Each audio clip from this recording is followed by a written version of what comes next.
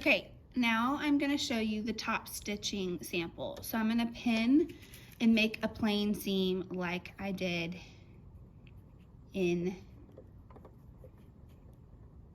the plain seam video.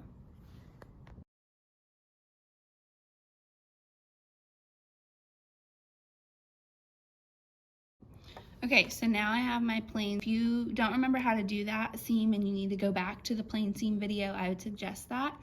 But now what I'm gonna do is I'm gonna press this open like a plain seam and then I'll bring it back. We're doing what's called a top stitch. So you'll have 2 stitching sections in this sample. Okay, so I'm going to press open this plain seam and then take it back to the sewing machine and stitch a top stitch.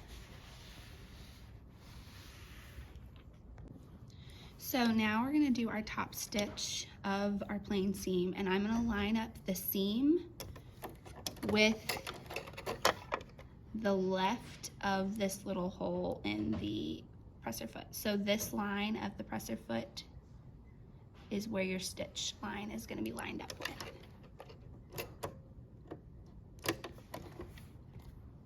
Adding a little stitch to the top. So I'm lining up this line with the presser foot with my stitch.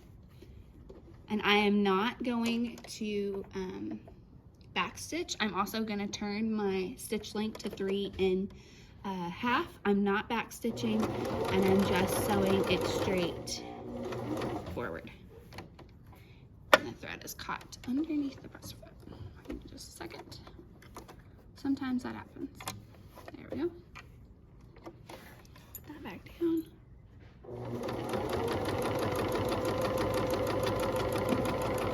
Okay, all the way off the edge. I'm gonna cut my threads.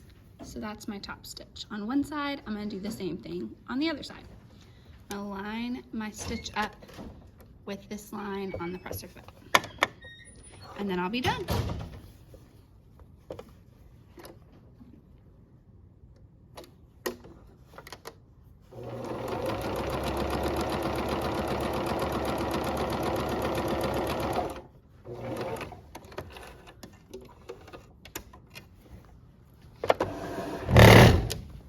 Now I'm going to pink the edges of my fabric here, here, here, and here, and I'll be done. That's my top stitch. Okay, so I have this one pinked, and it is going to go in my notebook as well.